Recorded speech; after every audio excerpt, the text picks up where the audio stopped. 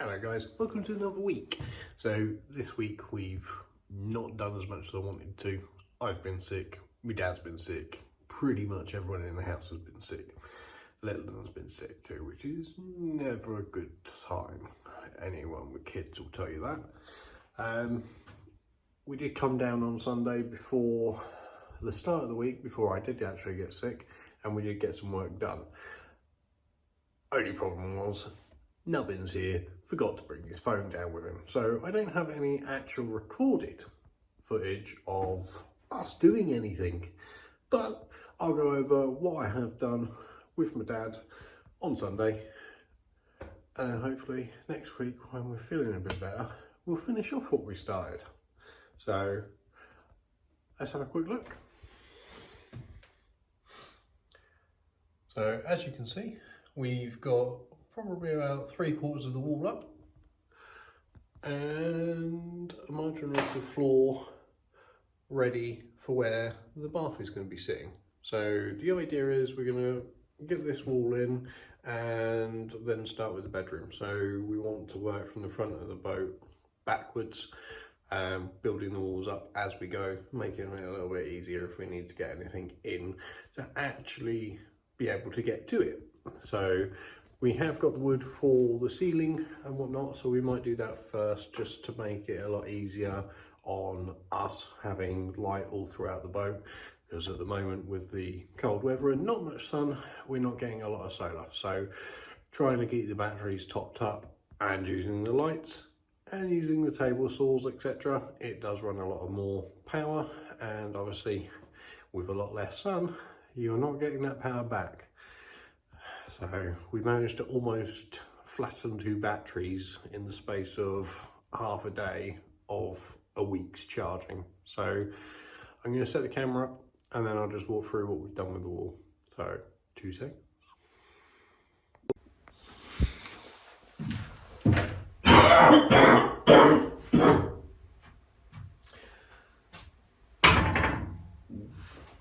So as you can see from the wall, we've got some uprights, so some nice vertical CLS parts. It's 100mm thick, so we can fit the insulation roll, the acoustic insulation roll, which I believe I forgot to mention last time.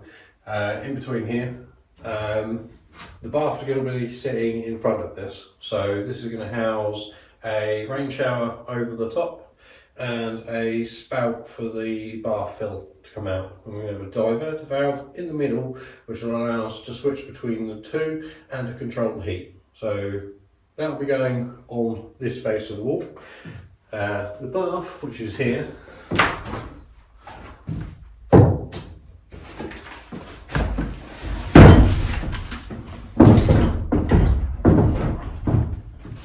will be sitting somewhere around here, but obviously a little bit higher than that when it's got its legs on. So bang in the middle, gonna have the filler, the diverter, and then the rain shower.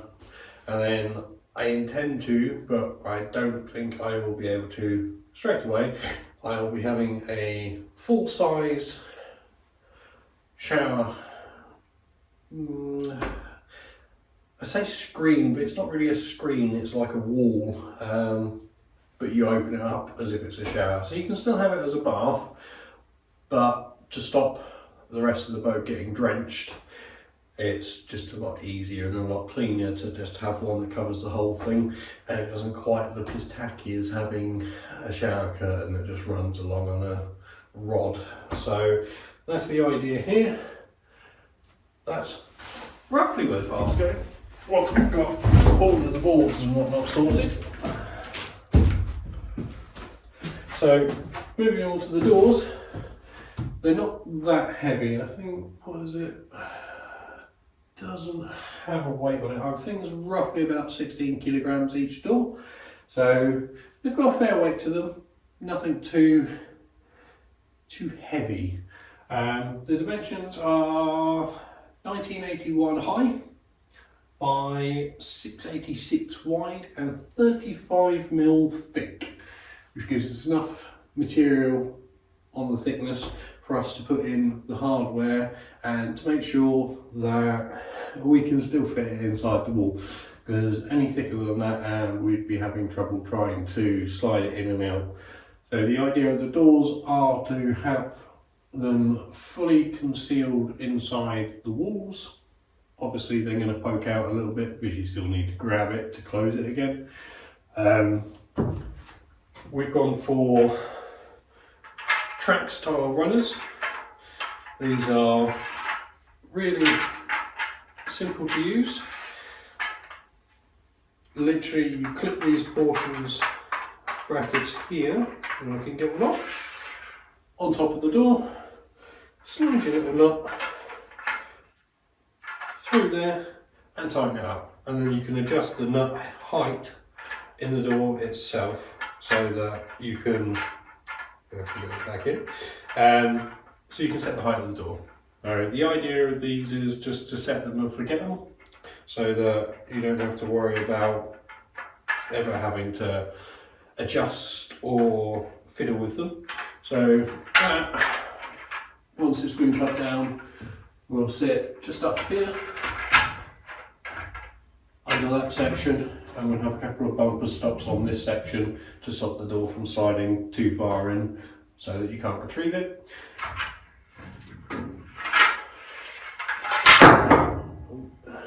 Using brackets. So, little runner at the bottom. Basically it's a bit of 2-part battens which have been sliced down slightly just to allow more room on either side of the door, which will allow a little bit more room going backwards, so it's not chafing on anything because it goes through the wall. As for handles and whatnot, we've gone for a nice antique brassy look. You see those? Those will be indented into the door. They've got a nice brush look to them. We tried to go for the same look for each of them. So one for each side of the door, 4 doors, so we've got 8 of those. And then for the actual locking mechanism, we've kept the same colour scheme, and even though bought them from different places, they're the same make. But it's simply just a twist lock which hooks into a plate that will sit on the other side. So those will need chasing out the doors, and if anybody wants to get their own, those are the product code that you'd need. So once we've got most of this together, we've got that little portion of the corner left to go, and then that wall is almost done. We've still got to slice down a couple more battens to add some wall parts to here, even though there's going to be another section this side. We'll buck it up right up against that and make sure that it's safe. A couple more wires to run in the ceiling just for lights, etc. Need to get some power down to that pump that's going to pump out all of the waste from the bath. I'm just hoping I've calculated the right litrage per minute so that I don't flog the bathroom. Other than that, we used these lovely little angle brackets which allow us to clamp together the 2 parts of CLS so that it's easier to screw them together and keep them square. So these will allow you to adjust. So if you're trying to screw a smaller piece of wood to a thicker piece of wood, it will still allow it to be square even if it is a different size. So they're simple enough to use. Just pop them on, tighten them up, pop your screws in, and away you go. I've only got 2. They have come in very handy for doing this bit of wood. But yeah, that's pretty much what we've been up to this week. The rest of this room will get potentially done as we go on. I'll be running more wires so that we can finally fix the rest of the walls, and once that's all done, we can start doing some proper fun with the electrics, and we might even get the inverter on here at some point. We've got it, we just haven't fitted it yet. Haven't brought the batteries down here yet either, though they will be fun to play with.